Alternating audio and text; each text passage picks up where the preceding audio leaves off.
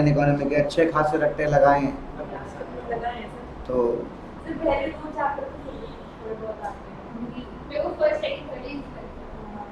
कोई नहीं, ठीक है। तो इंडिया बहुत ही लार्जेस्ट इकोनॉमी बिलीव होता था किसी टाइम पे, जब बहुत प्रॉस्परस था India at the time of Britishers.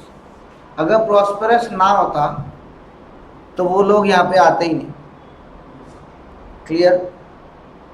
And India was divided into the labor on the basis of race, class and genders. Race में आ जाएगा ब्राह्मण्स, शूद्रास, वैश्यास। क्लास में आ जाएगा अपर, मिडल एंड लोअर, और जेंडर में आ जाएगा male and female. And every person here have build the mechanism of social and economic differentiation. The people who were highly skilled were the set of artisans and the craftsmen who produced manufactured। handicraft में थे वो indulge, textile में थे superior quality के, जो हमारे world wide famous थे। Clear? If you know about it, britisher ने सबसे पहले आया क्या किया था? हैंडीक्राफ्ट को खराब किया था इंडिया के, राइट। अब मैं तुम्हें एक बात बताना चाहता हूं, जिस तरीके से इंडिया भी गुलाम था ना, उस तरीके से अमेरिका भी गुलाम था। साउथ अमेरिका के ऊपर राज कराया यूरोप ने। क्लियर? वहां पे पोटैटोस और चिलीज का काम बहुत अच्छा था, आलू और मिर्चों का। ठीक है? इसी प्रकार से इंडिया में भी इनको लगा कि बहुत कुछ अच्छा है इंडिया में, और इंडिया भी एक प्रॉफिटेबल इकोनॉमी हो सकता है। क्लियर? तो ब्रिटिश पीरियड दो पीरियड में डिवाइड है। 1757 से लेकर 1858 तक, ये कुछ 100 साल के करीब हो गया, राइट। और ये पहला तो इन्होंने सिंपल ईस्ट इंडिया कंपनी के बारे में हमें, मतलब ईस्ट इंडिया कंपनी इन्होंने चलाई, यहाँ पे आके स्टार्ट की थी इन्होंने एज अ कंपनी है। उसके बाद यहाँ से लेकर इस टाइम पीरियड तक इनका कॉलोनियलिज्म हो गया, यानी कि इनका शासन शुरू हो गया, कि भारत के ऊपर अंग्रेजों का शासन शुरू हो गया। क्लियर? आगे बात समझ में? और उसके बाद अगर हम बात करते हैं तो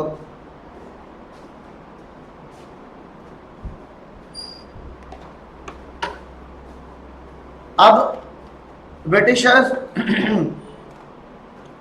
का इंडियन रेवोल्यूशन पे एक अलग ही असर रहा है। कुछ इनके पॉजिटिव इम्पैक्ट है, कुछ इनके नेगेटिव इम्पैक्ट भी हैं। पॉजिटिव इम्पैक्ट, कुछ एग्जांपल दे सकते हो पॉजिटिव इम्पैक्ट के क्या क्या हो सकते हैं? Road, railways, administration, communication, right, administrative, right, postal services. तो फिर बुरा क्या था? क्लियर? यस, कुछ अच्छा इम्पैक्ट था, कुछ बुरा इम्पैक्ट था। What they used to do, they were buying raw material at cheaper rates from India and were also supplying the final good at a very high price, right? So हमें ही हमारा सामान जो था महंगाई बेचा जा रहा था। They destroyed the handicraft industries by importing heavy tariffs and make it very costlier for the other countries, so that कि वो इंटरेस्ट ही ना दे इंडिया से व्यापार करने में. They restricted the region only to China and Sri Lanka, Persia also, right? बस कुछ ही countries के साथ इन्होंने अलाउ किया काम करना, और इन्होंने ज्यादातर फोकस किया मशीनरी गुड्स पे. मेरा क्वेश्चन आपसे यहाँ ये बनता है कि इन्होंने मशीनरी गुड्स पे फोकस क्यों किया? पहली बात तो ये भी ठीक है आपकी, कॉस्टली तो थे ही वो इंडिया की डिमांड कम करना चाहते थे. India was a labour intensive techniques, right? तो सबसे पहले जब आप लेबर का ही काम तोड़ देंगे तो फिर वो लेबर इंटेंसिव का है, वो फिर क्या हो गया? Capital intensive. एंड जब आपका प्रोडक्ट कैपिटल इंटेंसिव हो गया, it will ultimately lead to what? Unemployment. Because they wanted to destroy India, right? अब some people of India were also supporting them. एक बात हमेशा याद रखना, अगर इनको इंडिया का सपोर्ट ही नहीं मिलता तो ये राज ही नहीं कर पाते. ये हमारी वजह से ही राज कर पाए. हमें अकल आई 200 साल बाद ऑलमोस्ट, जब हमने इनकी गुलामी को नकारा तब हमें आज़ादी मिली. Clear? So some people were there who wanted to who were very attracted towards the western culture and ways of living, and this destroyed the traditional village economy which was belonging to agriculture and handicraft. And when the agriculture and handicraft were destroyed, large scale of unemployment was there, right? Increased pressure on land by telling them कि सिर्फ आप वही crops उगाएंगे जो हम आपको बोल रहे हैं. आप import of cheap machine made good Britain से लेके आ रहे थे, जो कि यहाँ पे सस्ता पड़ रहा था, तो लोगों का धीरे धीरे कन्वर्जन कहाँ हो रहा था? मशीनरी गुड्स में. क्लियर? जमींदार सिस्टम बनाया गया, जमींदार बीच में रखे गए जो टिलर्स को लैंड देते थे, पीस ऑफ लैंड देते थे कि आप कल्टीवेशन करो, और लगान के रूप में पहले जमींदार कलेक्ट करता था पैसे, फिर कुछ परसेंटेज रख के वो ब्रिटिश सरकार को देता था. क्लियर? इतना समझ आया? This was the zamindari system written here. Clear? जो भी मैंने मार्क कर रखा है उसको आप प्लीज मार्क करते रहना, ठीक है, side by side. Now absentees of landholdism, in-depthness of agriculture, growth of exploitative money lenders. Money lenders भी क्या करते थे? एक्सप्लॉइट करते थे. किनको एक्सप्लॉइट करते थे? टिलर्स को, फार्मर्स को, by charging heavy rate of interest, right?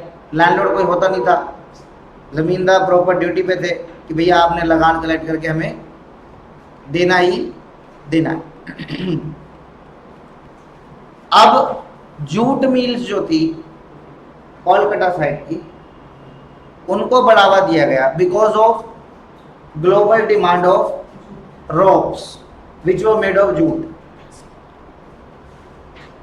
And इसका बहुत बोलबाला हुआ 19वीं सदी में कि भारत की जो रस्सी थी जूट की बनी हुई, वो बहुत इंटरनेशनल मार्केट में उसका डिमांड बढ़ा. ठीक है ना?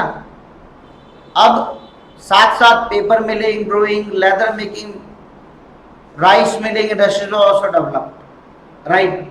So basically they developed the industries in such a way so that they can earn more money, right?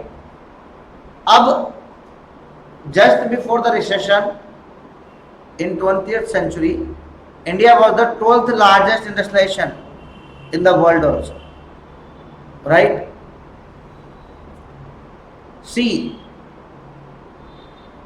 उन्होंने पॉलिसी तो बनाई, बट पॉलिसीज हमेशा ऐसी रही कि इनका स्वार्थ हुआ, बाकी सबका विनाश हुआ। Clear, very clear about it. The NDP was around 7% in 1946। Clear, आई बात समझ में? नाउ थोड़ा पोस्ट इंडिपेंडेंस चलते हैं। कैसा था भारत आज़ादी से पहले, सॉरी बाद, क्लियर, वो तो प्री इंडिपेंडेंस हो गया, ठीक है, बाद में, राइट। 1947 से लेकर 1991 तक, क्लियर। एक तो यहाँ पे लाइफ एक्सपेक्टेंसी रेट कोई ज़्यादा नहीं था, 38 32 के आसपास रहता था। कई बुक्स में आपको 32 मिल जाएगा, ठीक है। मतलब वो वाली काइंड नहीं थी कि लोग 80 साल जी रहे हैं। एवरेज निकालने की बात हो रही है यहाँ पे, एवरेज। इस टाइम 32 ईयर्स का इनका लाइफ एक्सपेक्टेंसी था। Poverty was also there in India and still also there, right. अब नेहरू का मॉडल था, नेहरू जी का राज था उस टाइम, एंड उनकी पॉलिसीज थी जो काम आ रही थी, जो इंडिया को पाथ दिखा रही थी। क्लियर, इतना बात समझ आया? Now Nehru was doing also good, it was not like that. Industrial revolution आया, इंडिया ने मोनोपोली बना रखी थी एटॉमिक में, आर्म्स के अंदर, एम्यूनाइजेशन के अंदर और रेलवे के अंदर, ठीक है। अब नेहरू का विजन क्या था? नेहरू जी का विजन था, दो फिलोसफीज थी उनकी। एक तो हैवी इंडस्ट्री से फोकस करना है, दूसरा गांधी जी की जो फिलोसफी थी खादी वाली, स्मॉल स्केल इंडस्ट्रीज, कॉटन का व्यापार बढ़ाना है, ठीक है। फिर एक रेवोल्यूशन आता है अगेन 1956 में, जो कि एक फ्रेमवर्क देता है, ठीक है, और मैप देता है कि काम कैसे होगा, कैसे एक्सपेंशन होगा। ऑब्वियस रीजंस था, इकोनॉमिक डोमिनेंसी बना रखी थी, पब्लिक डोमिनेंसी ज़्यादा थी as compare to the private investment, because private investment क्या मांगती है? हमेशा प्रॉफिट मांगती है। क्लियर हो? जब आपने प्रॉफिट दोगे तो ही वो काम करेंगे, otherwise they will step back. Clear? And in 1958 BOP crisis आ गए थे, राइट। जिससे क्या हुआ था? डेवलपमेंट, इन्वेस्टमेंट में ग्रोथ कम देखी गई और ग्रोथ टाइट होने लग गई, मतलब टाइटनिंग होने लग गया, लोग इन्वेस्ट करने से भागते गए। Clear? India annual growth rate, जिसको नाम दिया गया था Hindu growth rate, were at only 3.5%। GDP की बात हो रही है यहाँ पे, बिकॉज यहाँ पे क्या था? एग्रीकल्चर जो मुख्य था भारत का, वो क्या कर दिया गया था? निगलेक्ट कर दिया गया था। फोकस इस पे आ गया था, इंडस्ट्रीज पे, कैपिटल इंटेंसिव पे आ गया था, और एग्रीकल्चर को क्या कर दिया? निगलेक्ट कर दिया, ठीक है। अब first major shift was there in the mid 1960। Agriculture को मैंने बोला था इन्होंने इतना व्यापार पे साथ नहीं दिया, एग्रीकल्चर पे इन्होंने इतना दिमाग नहीं लगाया था, इतनी पॉलिसीज नहीं बनाई थी। क्लियर? जिससे एग्रीकल्चर सेक्टर पीछे होता जा रहा था, बिकॉज इनको फोकस वहाँ पे उसी पे करना था। बिकॉज इन्होंने क्या किया? जो चीज़ है ना उस पर ध्यान नहीं दिया, जो चीज़ नहीं थी उस पर ध्यान दिया, इंडस्ट्रीज पे ध्यान दिया, और हमारे पास प्राइमरी सेक्टर अच्छा था, शुरुआत से उस पर ध्यान देना चाहिए था। क्लियर? अब 66 67 के आसपास ड्रॉट आया, इंडिया ने फिर से यहाँ पे क्या हुआ, कमी होगी फूड की। 1980 के अंदर हम लोग फूड क्राइसिस में आ गए थे, ठीक है, और हमारे देश के प्रधानमंत्री का नारा था कि हमें खाना एक टाइम खाना पड़ेगा, बिकॉज हमारे पास सिर्फ अगले 7 दिन का खाना बचा। क्लियर? तो ये इस लेवल तक हमने इसको देखा, गवर्नमेंट की एग्रीकल्चर पॉलिसीज इस लेवल तक आई थी, और इतना फूड क्राइसिस आ गया था कि हम यूएसए के ऊपर डिपेंड हो गए थे अपने रोटी पानी के लिए भी। क्लियर? अब धीरे धीरे इनको दिमाग में सूझा, क्लियर, और इनका नारा आया ग्रीन रेवोल्यूशन के ऊपर, ठीक है। ग्रीन रेवोल्यूशन के ऊपर इन्होंने फोकस किया और ग्रीन रेवोल्यूशन के साथ ये आगे बढ़े। जैसे ही ग्रीन रेवोल्यूशन आया वैसे ही थोड़ा एग्रीकल्चर बढ़ने लगा, बिकॉज इसमें high yield variety of seeds यहाँ पे काम आने लगे। क्लियर? एक बार इसको यहाँ तक पढ़ो फिर आगे चलते हैं, ठीक है। टेक्निकल प्रोग्रेस हो रही थी, तरीके से काम बनाया गया। एक बार ये पढ़ लो इसको प्लीज।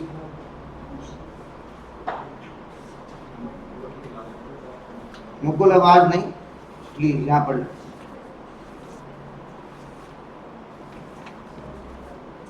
उसके बाद मैं आपको प्लान लिखवाऊंगा, कौन से प्लान कहाँ का फोकस करते हैं। स्टार्ट करो लिखना।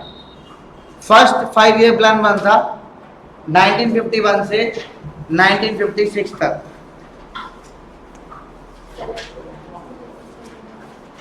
फर्स्ट प्लान जो बना था वो बना था 1951 से 1956 तक।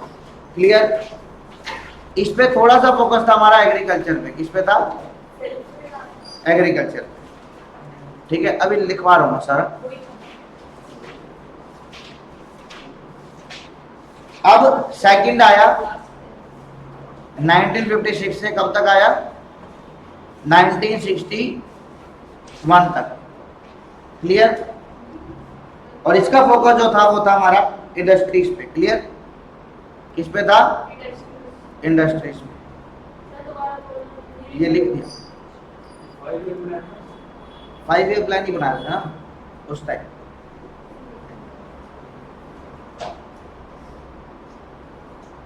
देन फिर आया 1961 से 1966 तक एग्रीकल्चर फोकस था। आप ऐसे लिख लो, year focus area agriculture, year focus area industries, year focus area green revolution. Clear? Green revolution में वाटर, फर्टिलाइजर्स, पेस्टिसाइड्स का यूज किया गया, जिससे कि एग्रीकल्चर प्रोडक्टिविटी को बढ़ाया गया। क्लियर? देन 1969 से लेकर 74 तक का दशक था, जिसमें हाई वैरायटी ऑफ सीड, जिसे कि आप HYV सीड्स भी कहते हो, ये भी फोकस किए गए। क्लियर? देन आपका फिफ्थ प्लान बनता है 1974 से लेकर 1979 तक। क्लियर? जिसपे फोकस था लोन्स पे।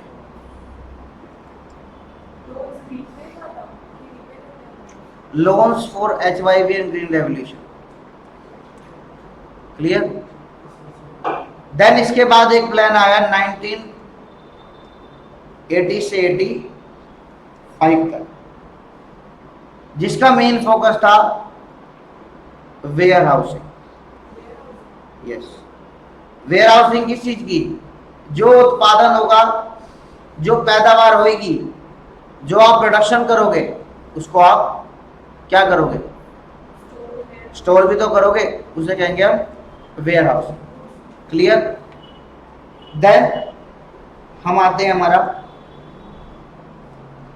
1985 85 से लेकर 90 तक, ठीक है। और इस पे जो फोकस था वो था फूड ग्रेन्स पे। फूड ग्रेन्स लाइक पल्सेस, ठीक है, एक्सेप्ट। समझ गए? आगे बस समझ में।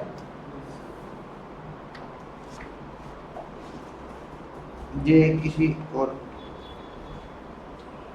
कोर्स की बुक थी, उसमें लिखा हुआ था, ठीक है। तो हम लोग वहाँ से ये एक नोट्स बना लेते हैं ताकि आपको पूरा क्लियर हो जाएगा फटाफट, ठीक है। ये एक रोड मैप था आपका कि आपकी इकोनॉमी के जो प्लान्स थे उसका फोकस कहाँ से कैसे कैसे रहा और कैसे कैसे ये फोकस बना। क्लियर? आगे बस समझ में। नाउ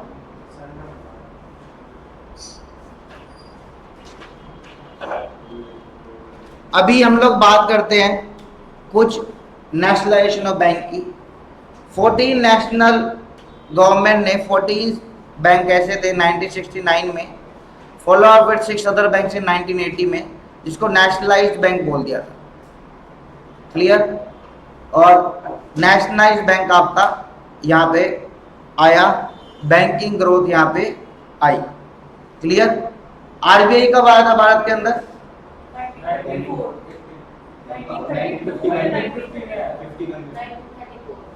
1934 में आरबीआई का एक्ट आया था और 1935 में आरबीआई खुद आया था।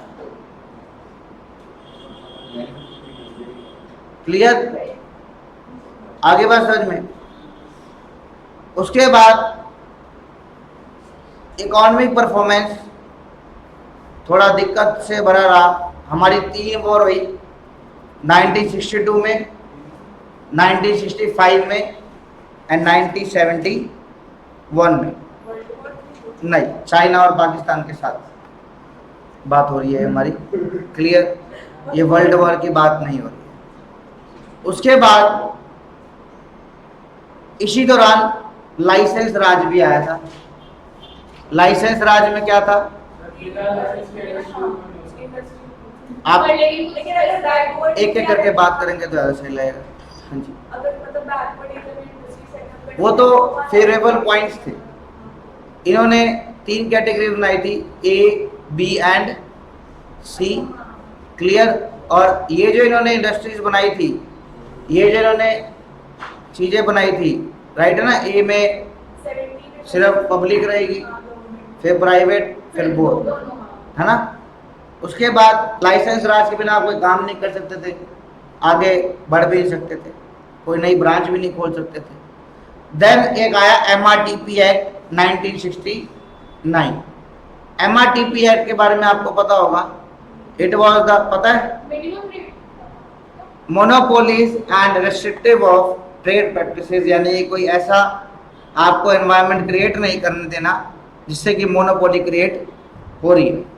क्लियर? लोगों के हित की बात करनी है और इसके अंदर यही रूल्स थे कि कोई ऐसा चीज़ नहीं होनी चाहिए जिससे मोनोपोली क्रिएट हो जाए। कोई इतना सस्ता माल ना बेचे कि लोग सिर्फ उसी के पास जा रहे हैं, ठीक है, कुछ ऐसी चीज़ें। एक रूल्स एंड रेगुलेशन बनाए हुए हैं।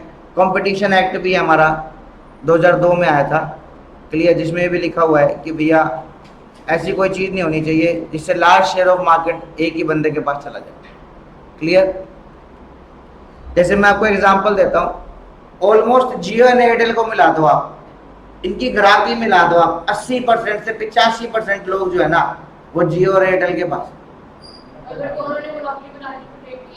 मोनोपोली ऑलमोस्ट एग्जिस्ट कर ही रही है। ऑलमोस्ट 40% जियो का शेयर तो है ही। क्लियर?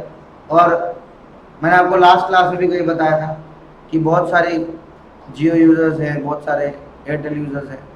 क्लियर? तो ऑलमोस्ट ये मोनोपोली अपने आप क्रिएट होती जाती है विद टाइम। उसके बाद 1967 में पॉलिसी बनाई गई जो कि लेबर इंटेंसिव हो, लोगों को एम्प्लॉयमेंट मिले, क्योंकि लोगों को एम्प्लॉयमेंट मिलेगा तभी तो वो आगे खर्च करेंगे। अगर वो लेबर इंटेंसिव पॉलिसी बनाएंगे तो लोग कमाएंगे कहाँ से? अगर लोग कमाएंगे नहीं तो खाएंगे कहाँ? क्लियर। तो फोकस रहा कि आपको जो पॉलिसीज बनानी है वो कैसी बनानी है, लेबर इंटेंसिव, अदरवाइज कोई फायदा नहीं है। Then the era of reforms, liberalisation कुछ 85 80s में कुछ देखी गई हद तक, क्लियर। और इतना ज़्यादा एनवायरनमेंट में मतलब नहीं देखा गया प्रॉपरली। तो एलपीजी पॉलिसी आई थी 1991 में डॉक्टर मनमोहन सिंह, तब जाके ये बात बनी थी हमारी, clear.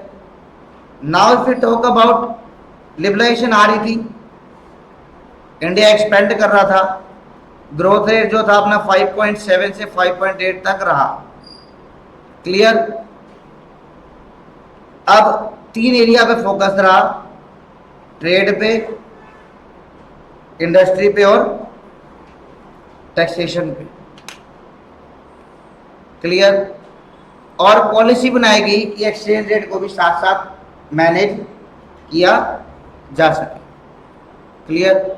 It was very much important because import export का सीधा प्रभाव पड़ता है फॉरेन एक्सचेंज से। तो फॉरेन एक्सचेंज रिजर्व भी प्रॉपर हमारे पास आए।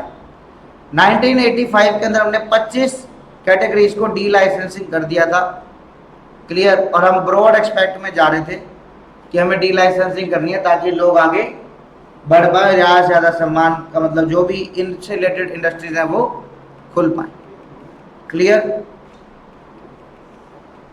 देन मैंने अगेन बोला एमआरटीपी एक्ट को भी थोड़ा कम लगाया गया, ठीक है। और उसके बाद कुछ जगह पे मतलब जो इनकी रिलैक्सेशन दिया गया है यहाँ पे, ठीक है।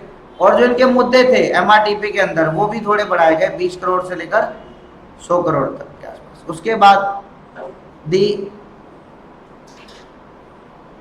Multi points excise duties were converted into the value added tax आया था ना आपका वैट, आज भी है, क्लियर। अब इसको रिप्लेस किसने कर दिया, जीएसटी ने। 1988 में 12 अप्रैल को सेबी आया, ठीक है ना। ओपन जनरल लाइसेंसिंग पॉलिसी आई 90 के अंदर, क्लियर। तो ये सारा अगर आप देखें तो इनडायरेक्टली किस लिए था, एक्सपोर्ट बढ़ाने के लिए था, और एक्सपोर्ट को बढ़ाई जाओ। रियल इफेक्टिव एक्सचेंज रेट के ऊपर काम किया गया, ठीक है। रुपी डेप्रिशिएट हो गया था तो एक्सपोर्ट पॉलिसी बनानी है, क्लियर, जो कि एक्सपोर्ट ही इस टाइम बढ़ेगा जब डेप्रिसिएशन आएगा, राइट। प्राइवेट इंडस्ट्रीज को बोला गया कि आप आओ और निवेश करो। फालतू के कंट्रोल इंडिया ने छोड़ने शुरू कर दिए, ठीक है। कुछ हद तक मोनोपोली क्रिएट भी हो रही थी लेकिन लिमिटेड, जो कि उस टाइम जरूरी था, रोजगार लाना जरूरी था। हम लोग इकोनॉमिक क्राइसिस को फेस कर रहे थे यहाँ पे। हम लोग कुछ साल पहले, अभी 2-1 साल पहले श्रीलंका ने अपना आपको दिवाला घोषित कर दिया था, राइट। यही हालत हमारी हो गई थी उस टाइम। और मनमोहन सिंह की एलपीजी पॉलिसी की वजह से हम लोग बच गए, क्लियर। इंपोर्ट के ऊपर इंपोर्ट करने के लिए कोटा बनाए गए, टैरिफ बनाए गए ताकि डोमेस्टिक इंडस्ट्रीज का व्यापार चल सके, clear. It was there to promote and regulate the domestic industries. और एनईपी पॉलिसी आपका इंट्रोडक्शन आया 1991 में, ठीक है। कार्य तो स्टार्ट कर दिया था 80s के अंदर ही, लेकिन प्रॉपरली इसको इम्प्लीमेंटेशन दिया गया 1991 में। एंड ड्यूरिंग द 1980s हम लोग, मैंने आपको बताया, बहुत ही इकोनॉमिक क्राइसिस में थे और डेफिसिट हो गया था बीओपी का, जिसको लोगों से लेकर पैसा और एक्सटर्नल डेब्ट से लेकर पैसा थोड़ा बहुत चुकाया गया, जिसका इफेक्ट भी एडवर्स आया।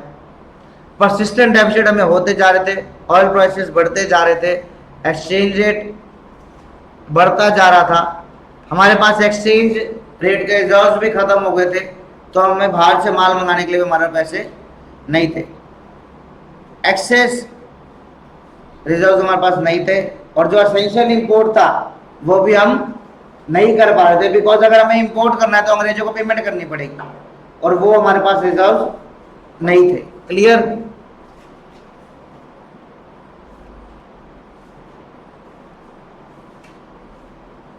इससे क्राइसिस आने शुरू हो गए। हमने ना देखा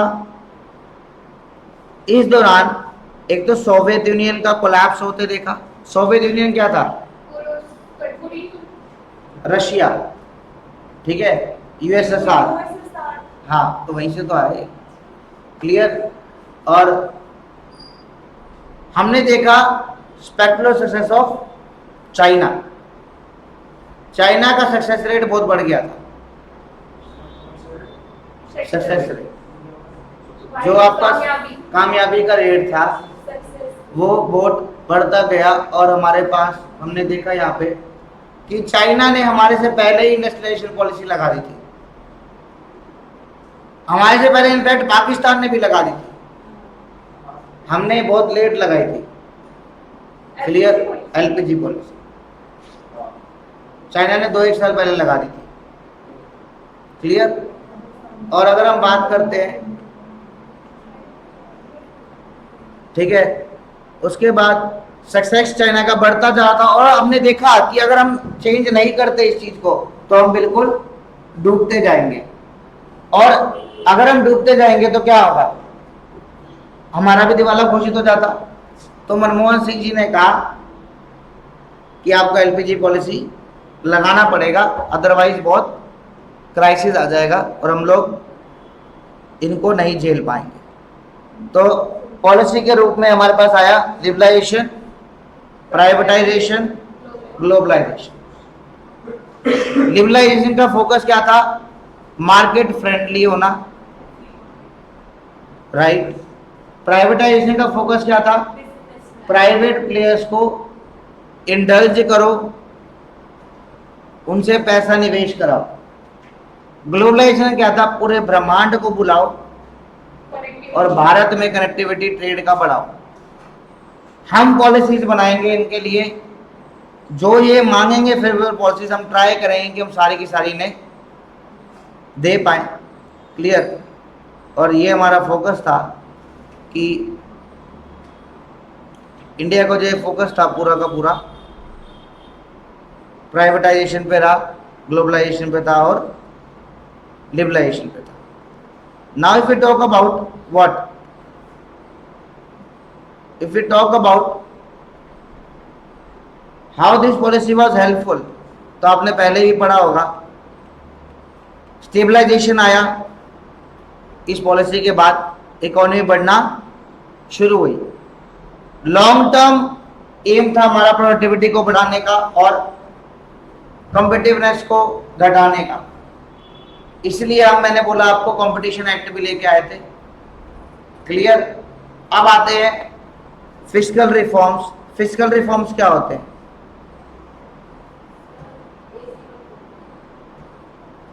ये एम्स्टर्डम जब गवर्नमेंट अपने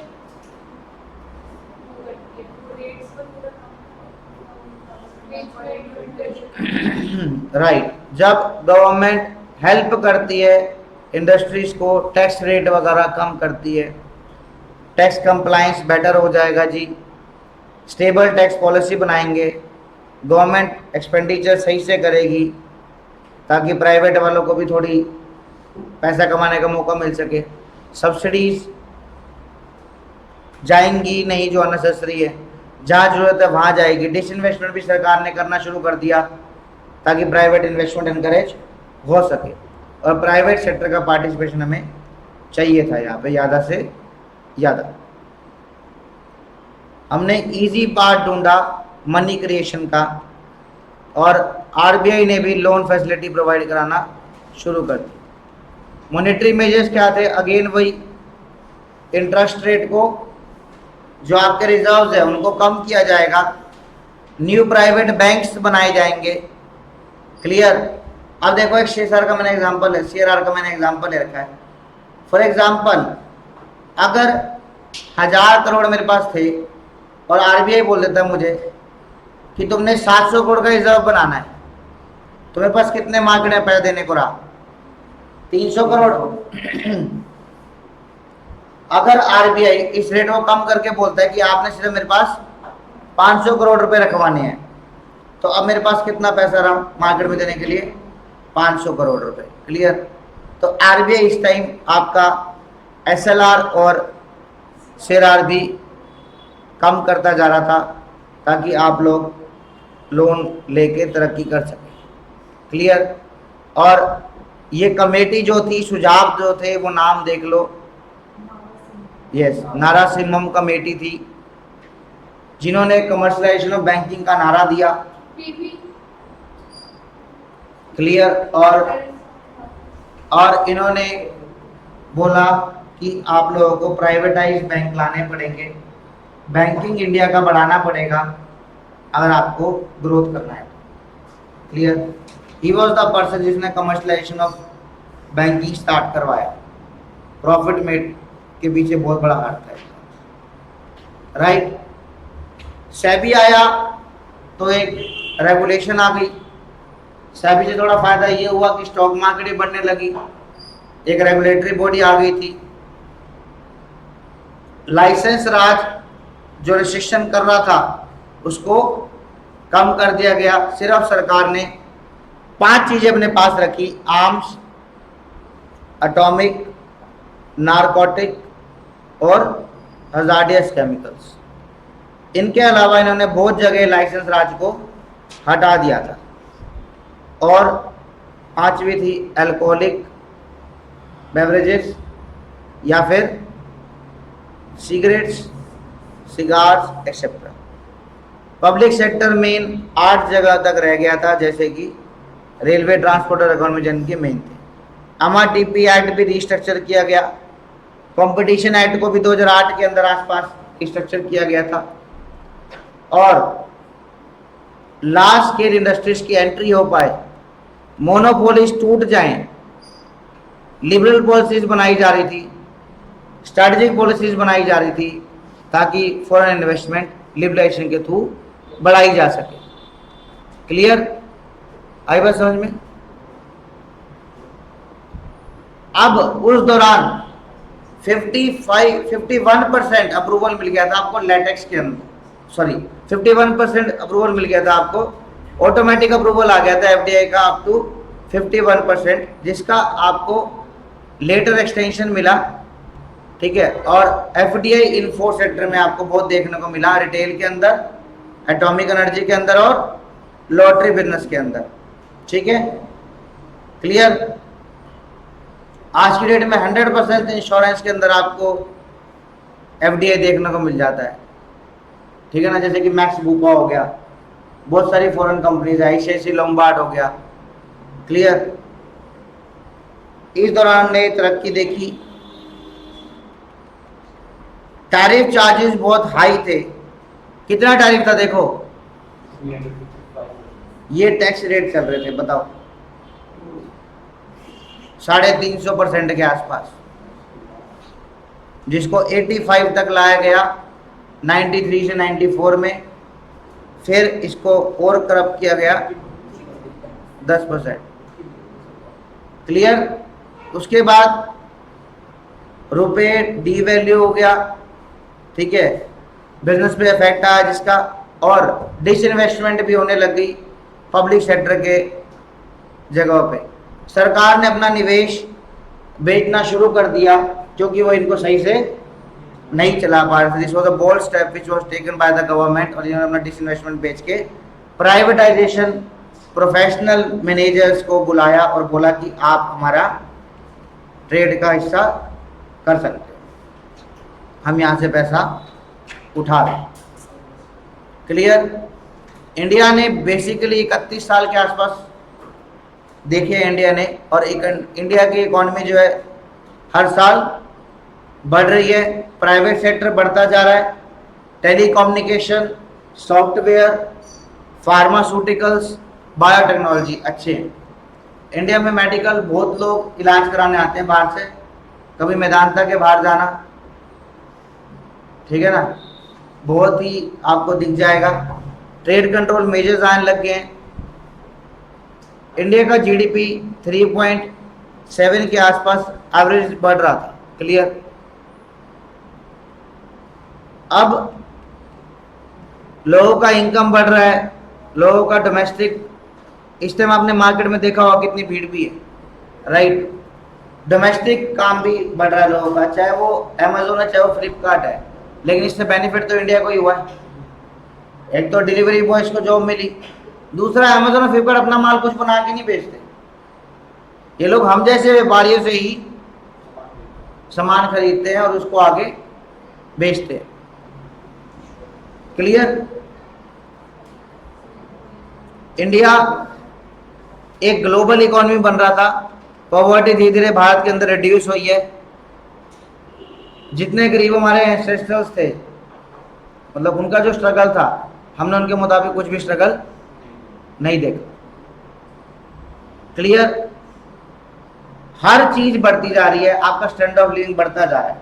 पहले एक स्कूटर भी सपना होता था, आज स्कूटर आप लोगों को दे रखे, आप स्टूडेंट्स हैं, और जिसके घर में पहले स्कूटर होती थी वो रईस माना जाता था। राइट? ये डाटा है, ये आपका डाटा यहाँ पे एनुअल ग्रोथ रेट था, ठीक है। और ये देखिए लगभग 7% का ग्रोथ हमारा 2011 में भी था, ठीक है, और 7 पॉइंट का एनुअल ग्रोथ हमारा 2018 के आसपास भी रहा है। क्लियर? और इवन हम लोग माइनस में भी गए हैं कोविड के टाइम में, ये देखिए, ठीक है ना।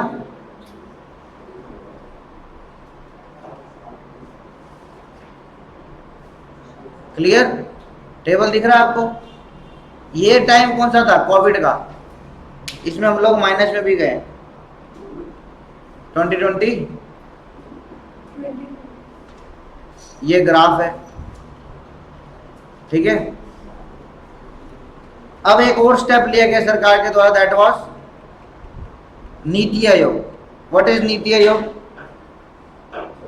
India transformation, national India transformation.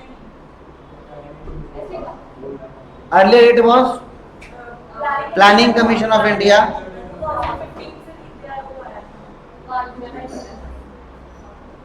Yes, इसका वो था ना, एक 1 जनवरी 2015 के अंदर प्लानिंग कमीशन को रिप्लेस कर दिया गया by the national institute of transformation. NITI Aayog का नीति का फुल फॉर्म क्या है?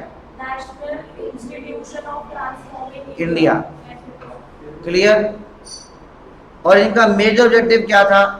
नेशनल डेवलपमेंट, नेशनल सेक्टर्स का डेवलपमेंट, इनिशिएटिव कंटिन्यूस बेसिस पे रहना चाहिए, स्ट्रॉन्ग नेशन बनना चाहिए, ठीक है, एक ऐसा मैकेनिज्म होना चाहिए जो कि नेशन के लिए अच्छा हो।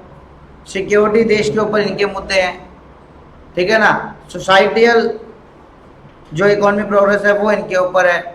स्ट्रैटेजिक परफॉर्मेंस ये देखते हैं, स्टेक होल्डिंग्स वगैरह किसकी कितनी रहेंगी ये देखते हैं, इंडस्ट्रियल सपोर्ट सिस्टम ये प्रोवाइड करते हैं, इंटर डिपार्टमेंटल इश्यूज जो भी रहते हैं इंडिया के ये डिवाइड देखते हैं, ठीक है, गुड गवर्नेंस इंडिया की ये देखते हैं, सारे प्रोग्राम सही लग रहे हैं कि नहीं लग रहे ये देखते हैं, ई कॉमर्स इनके अंडर आता है, ठीक है, इंडियन पॉलिसी इनसाइट्स इनके अंदर आते हैं। क्लियर? इलेक्ट्रॉनिक व्हीकल्स इनके अंदर आते हैं, मैथेनल का क्लियर प्रोग्राम जो है वो इनके अंदर आता है, गोल्ड मार्केट सारा इनके अंडर आता है। ये बहुत सारे स्पेसिफिक एरियाज है जहाँ पे नीति आयोग काम करता है। क्लियर? नाउ एक सेकंड,